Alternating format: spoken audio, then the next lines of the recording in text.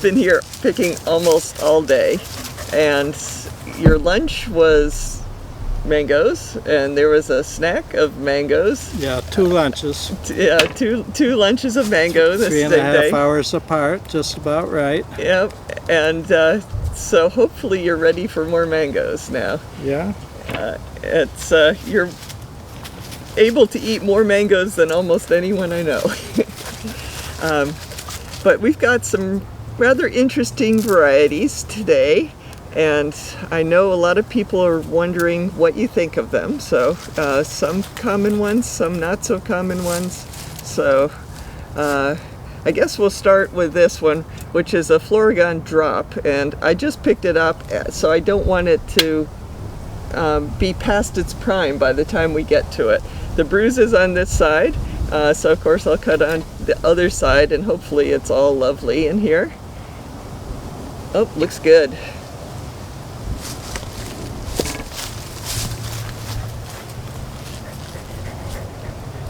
These slices, perfect. That side has not been affected yet. So Florigon's a reliable variety. We seem to have a good crop every year, but this year it's been a lot of people's favorite. I mean, it's been a lot of positive comments on Florigon.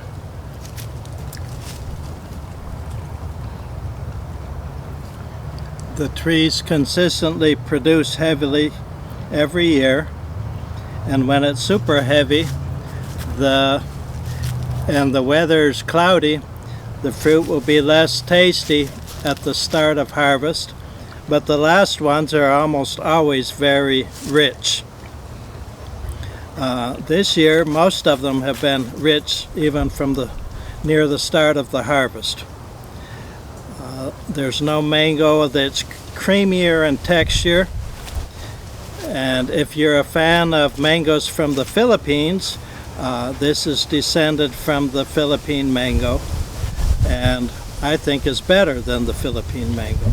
Certainly produces way more pounds per tree and produces every year, while the Philippine usually produces every other year.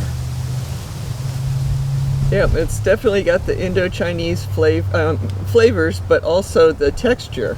It's a nice cross of, well, it's not exactly like the Philippine mango, but it does have hints of it. Mm-hmm.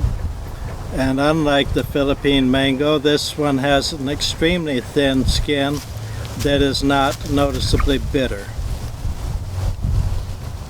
Okay, so let's see.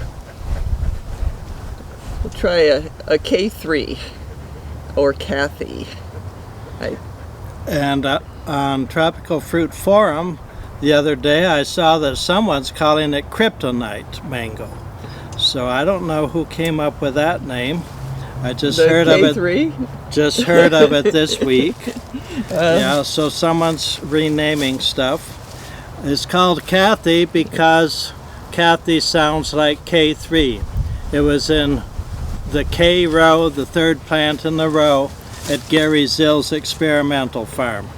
So this is one of Gary's hybrids. My daughter Kaylee thinks Kaylee sounds a lot more like K3 than Kathy.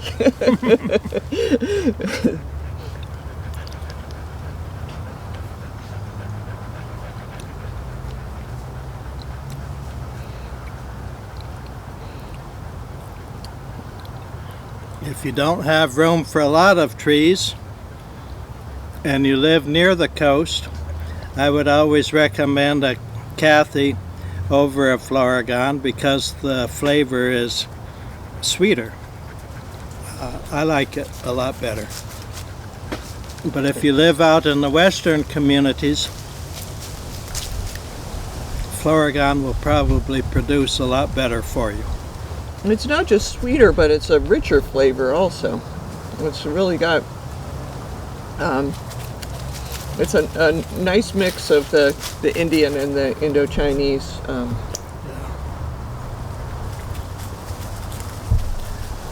I don't see sparkles on this, but often the K3 is covered with tiny little bits of transparent,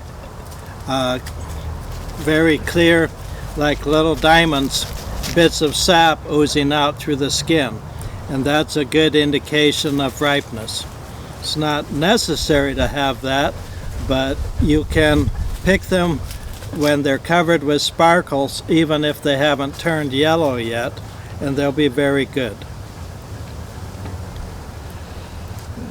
Okay, so next, I guess I'm loading up this plate, emptying this one. Little Cushman. I've had a nice Cushman season this year, a lot of fruit, and this is a little one. Hopefully it'll be good representation of the breed, so to speak.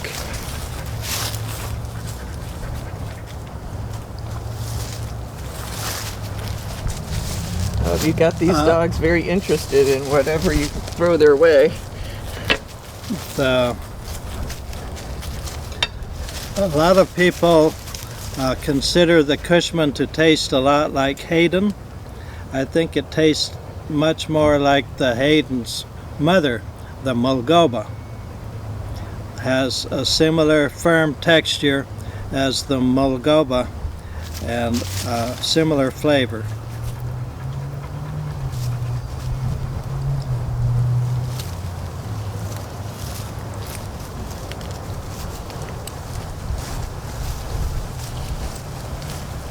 I don't really think of the Mulgoba as having a firm texture, but it is. It definitely, you can taste the Mulgoba in this.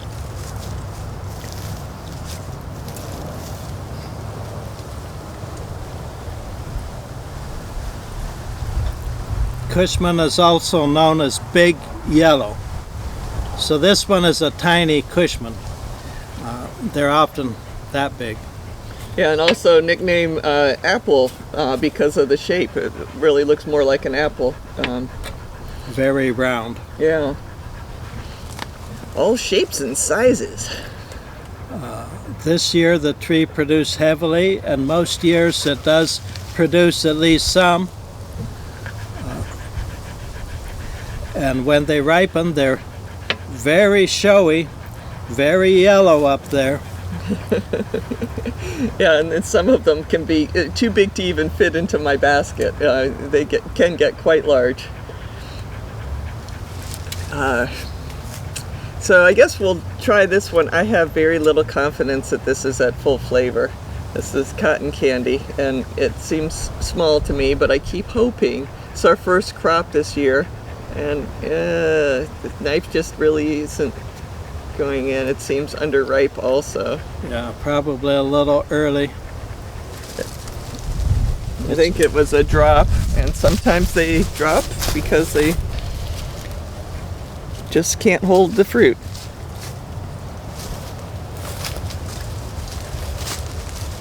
I don't think I've had one for a couple of years.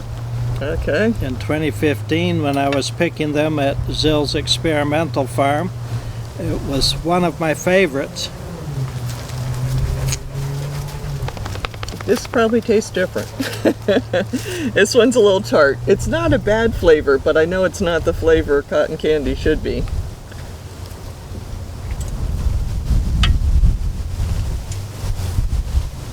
The flavors just are not quite developed, but it's pleasant. You could keep the rest of it probably for 2 or 3 more days, and that'll be better. It's definitely at the starchy stage, chalky stage, which is fine when you're out working and hungry. It tastes pretty good. Yep, or if you're trying to cut back on your sugar a little bit. Yeah. Which I actually like tart mangoes also, so I like that one. I just want to taste it when it's at its fullness too. So we'll see. So this is Venus. We've gotten a lot of fruit this year. We have 2 small trees, and they seem to be pretty loaded. But this is one of the first fruit that we've picked. So looks like this fruit seems like it's good. So cotton candy and Venus are also from Gary Zill's mango hybrid project. both from Zealand Chinese, aren't they? Pretty sure. Well, the cotton candy is a seedling from the kit. I don't remember what the other parent is. I don't know. I'll look it up and put it on the video, but it seemed to me that was in that variety also. The Zealand Chinese has that same kind of flavor that the cotton candy was named after, the mango.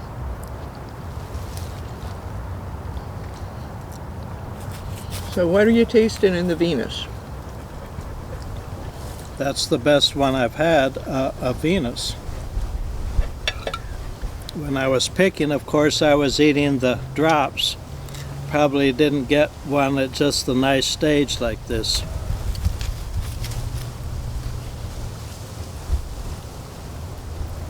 I'll up my recommendations on it. Very nice. It's sweet and juicy. I'm picking up an orange flavor to it. I don't know if you're tasting that too.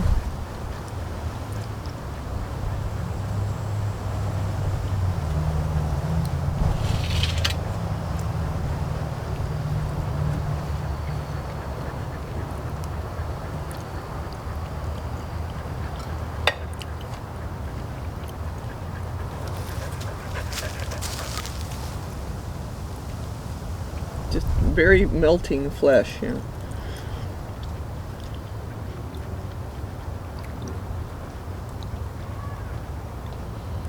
Can you place that flavor at all? I guess there is a bit of an orange zesty flavor to the skin. I don't know about the pulp. Have me some more here. Yeah. More research is required. We're only halfway through the potential research for that.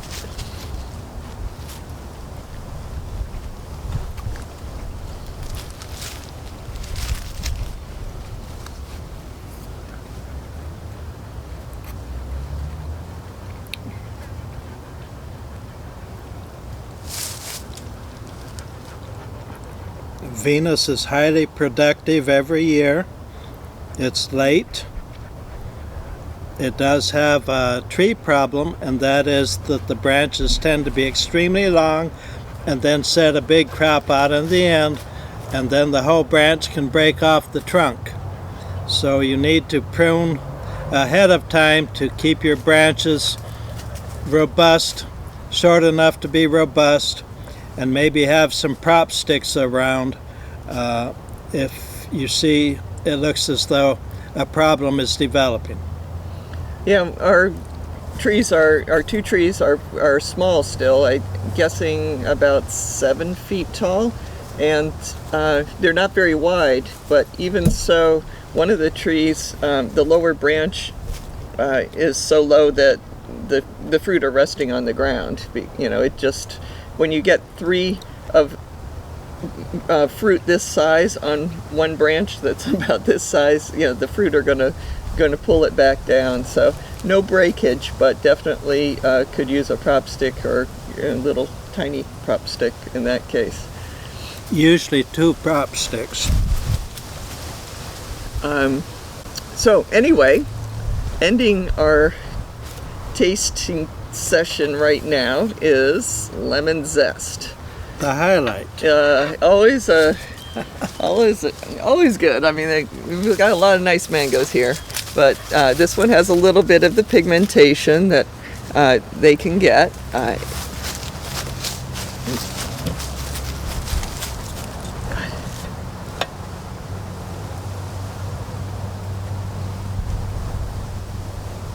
Oops, sorry about that. Yeah, I call that pigmentation, prairies and forest islands.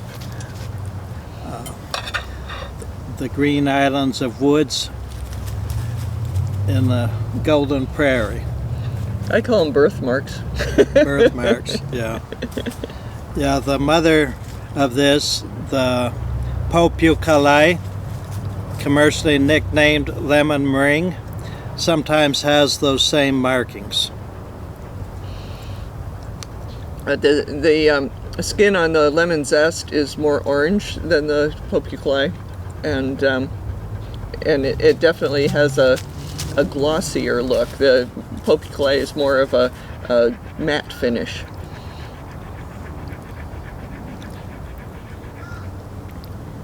I like the Populi very much, but the lemon zest is a superior eating experience in every way, even over the Populi, the lemon meringue. The tree, however, is inferior to the lemon meringue tree, which produces many more fruit and is adaptable to many locations. The lemon zest does not fruit well near swampy areas where the air humidity is high, and it has less resistance to mango bacterial black spot. Yeah, this year has been a great year for lemon zest for us. The fruit have been very clean, and in the past years, the few fruit that we have gotten, because the trees were young, were very much affected by the mango bacterial black spot. So it's been a good year for that disease. I think it's the weather. I don't think that there's much else that can account for such a drastic difference from last year to this year. This year I did pick off several lemon zests that were severely infected with mango bacterial black spot at the very start of the tree's season. And once those were up, the rest of them have been clean, as you say. I call that sanitation harvesting. When you get off the first infections that show up, you don't have those infections spreading. Yeah, that was a great thing you did early on when the fruit were very immature. And also, Har's very active on Tropical Fruit Forum, and you recommended that on Tropical Fruit Forum to everyone. And so hopefully other people did that same thing. It's just been a very good year for mangoes, and that certainly helped.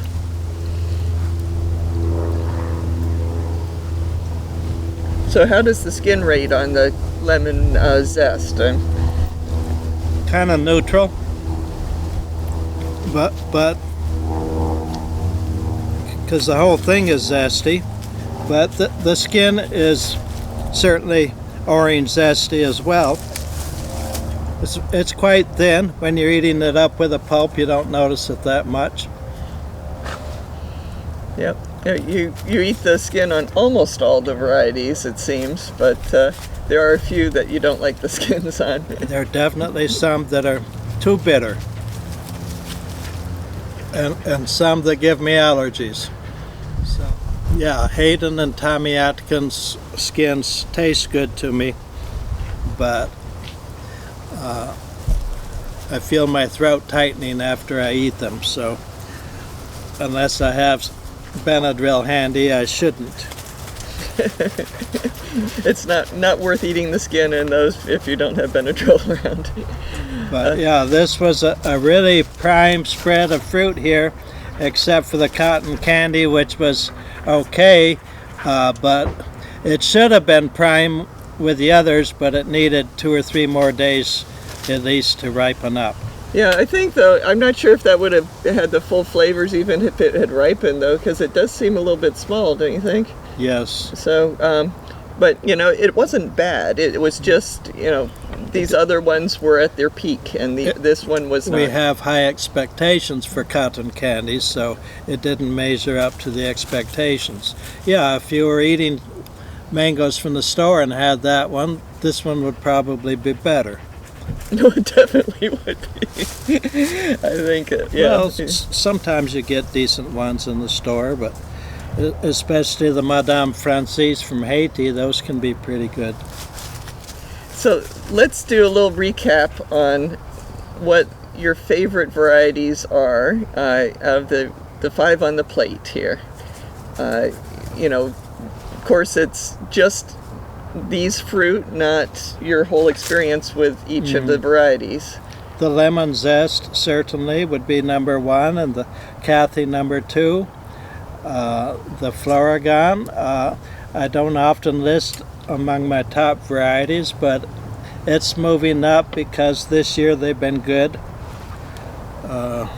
It's Venus. Venus, yeah, that was way better than I've ever had a Venus before, so I appreciate that. The Cushman is, I think, the number one favorite of my friend Craft and Clift that many of you have heard of. So he was saying that before any of these new Zill hybrids came out, so I don't know how he rates it now, but back in the 90s he was always speaking highly of the Cushman. And this year they've been quite good here too. So basically 5 strong mangoes right here. Yeah. Okay, great. Thanks very much, Har. We've got